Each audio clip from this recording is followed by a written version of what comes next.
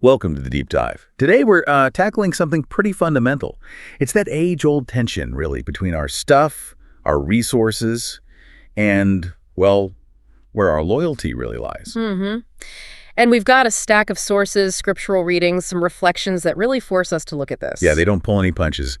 Our mission today is to get into this complex relationship: wealth, righteousness, loyalty. That's right. We're pulling mainly from a daily reflection, the Gospel of Luke, chapter 16 specifically, a bit from Romans 16, and the Psalms, too. Trying to see how these temporary riches stack up against, eternal values. Okay, so the big question we want you, the listener, to think about is this. Where does your true loyalty actually reside? And how does that show up in how you handle your resources day to day? Let's dive straight into the main conflict then, because the sources, especially Luke, set it up immediately. No messing around. No, it's stark. No servant can serve two masters. Bang, right there. You cannot serve God and mammon. Mammon. That word itself is interesting, isn't it? It's not just like cash. Exactly. It's often just translated as money, but scholars point out it's more like the embodiment of the whole system. Acquisition, status, material security, that whole world. So the conflict isn't just having money. It's about who or what you serve. Which system gets your allegiance? Right. And this ties directly into that ethical line from the songs we looked at. Yeah. Better a little with righteousness than great revenues with injustice. So the amount isn't the point. Not at all. It's the how. Yeah. The faithfulness, the justice involved. That's the metric. So the reflection points out your wealth, big or small, basically reveals who you're truly loyal to. Right. It's like a litmus test. Precisely. And unsurprisingly, this kind of direct talk didn't go over well with everyone back then. No, you mentioned the reaction of the Pharisees. They were leaders, respected, but the text says they loved money. Loved money, yeah. When they heard Jesus saying these things, their reaction wasn't reflection. It says they smeared. Sneered. That's such a visceral word. But hang on, if God knows their hearts, why highlight the public sneering? Isn't it the internal state that matters? That's a fair question. I think the sneering is mentioned because it's the outward sign of that internal misalignment. They were trying to, as the text says, justify yourselves in the sight of others. Okay. Performance over substance. Exactly. They cared about human esteem, how they looked, and that's when Jesus drops that hammer blow. What is of human esteem is an abomination in the sight of God. Wow, abomination. That is incredibly strong language for caring about status or reputation tied to wealth. It tells you how seriously this framework takes misaligned loyalty. It's not a minor error. It's fundamentally opposed to the whole deal. Okay, so from that confrontation, the teaching sort of shifts, doesn't it? It becomes almost like a test of spiritual fitness, using money as the measure. Yeah, Luke 16 then unpacks these really challenging ideas about trustworthiness. It's designed to mess with our usual thinking about wealth. So what are the parts of this trustworthiness test? Well, it kind of breaks down into three related tests. First, there's the test of scale. It says the person trustworthy in small things is trustworthy in big things. Right, and dishonest in small is dishonest in big.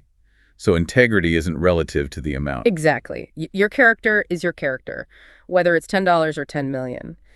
Then comes the second test, the one with that really interesting wording. The one about dishonest wealth. He asks, if you're untrustworthy with that, who will trust you with true wealth? What is dishonest wealth here? Is all wealth dishonest? Good question. It's generally understood to mean worldly wealth, the temporary flawed system we live in. It's dishonest, maybe in the sense that it's unreliable, it fails, it's part of a fallen system, not necessarily earned illegally, but inherently compromised. Okay, so it's the worldly stuff, the temporary currency.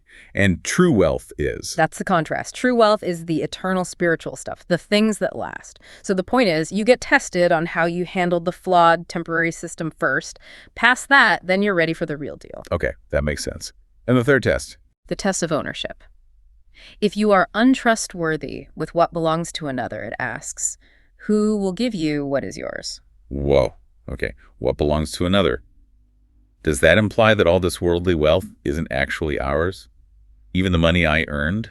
That seems to be the radical implication, yes. From this perspective, it's all entrusted. It's on loan, essentially. It belongs ultimately to God or maybe another in the sense of not being intrinsically yours forever. Man, that is a complete shift in thinking, viewing everything as borrowed.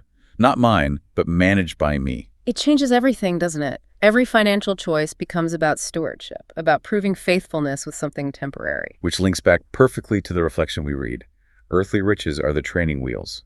How you handle this stuff prepares you for the eternal treasures. Precisely. And then you get that incredible line in the Alleluia reading from 2 Corinthians. Oh yeah, the paradox. The ultimate paradox.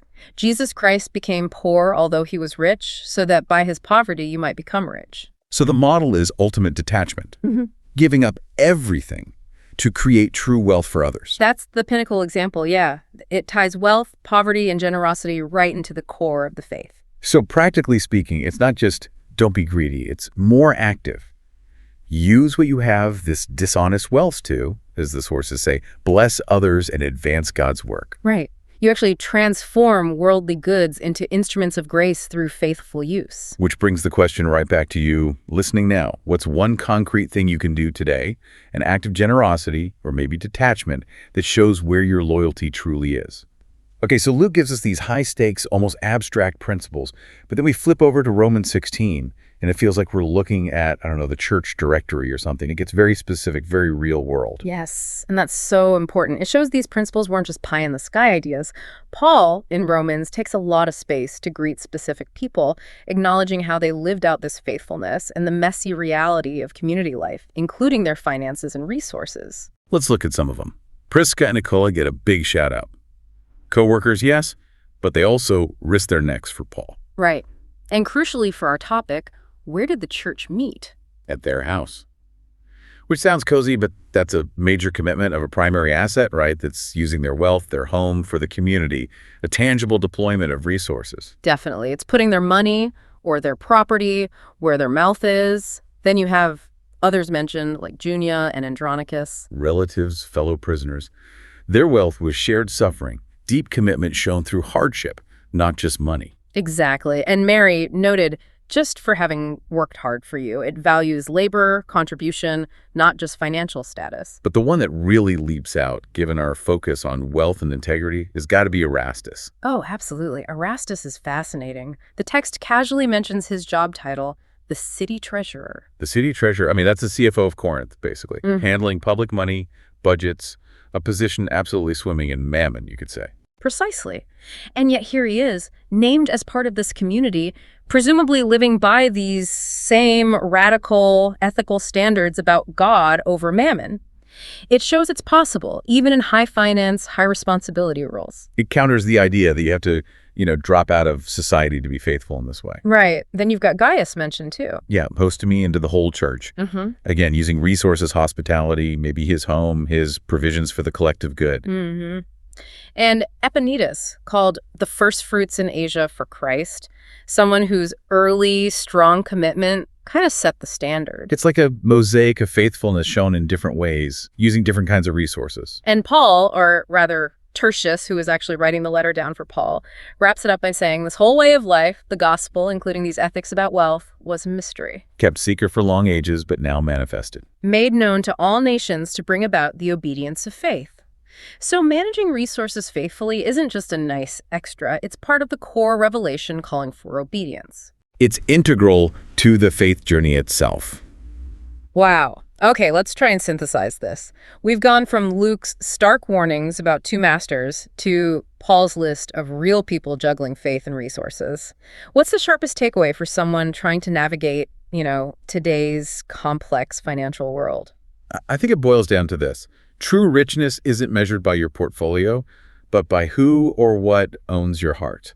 And the primary way you demonstrate that heart ownership is how you handle the temporary stuff, the dishonest wealth. It's the daily integrity check. It really is. How you manage the borrowed stuff proves if you're ready for the true wealth. And that command from Luke, use the dishonest wealth to make friends for yourselves. We have to see that differently then. How so? Well, it's not just be nice and give to charity. It sounds more like a strategic imperative.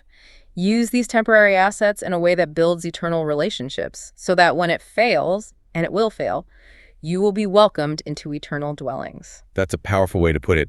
Generosity as a mechanism for converting temporary value into eternal relational capital. Yeah. And it all comes back to faithfulness, doesn't it? Aligning the inside, what God sees, who knows your hearts, rather than just polishing the outside for human esteem. Absolutely. Because chasing that external validation, the status that comes from wealth, is explicitly called out as, well, we heard the word, an abomination. So as we wrap up this deep dive, let's go back to Erastus for a final thought. Hmm. The city treasurer, a high-flying finance guy in the ancient world, part of this community. Yeah. If someone like that could operate within this demanding ethical framework, prioritizing righteousness over riches, what kind of job today, maybe in banking or tech or government finance, would be the modern equivalent? Who would be a first fruit in those fields, showing this kind of radical integrity? That's a provocative question to leave people with. Who is the modern Erastus, and what does that kind of integrity actually look like in those complex systems? It really forces you to think about application. And maybe consider this too. Those greetings in Romans end with urging them to greet each other with a holy kiss. That signifies deep trust, deep community, right? Yeah.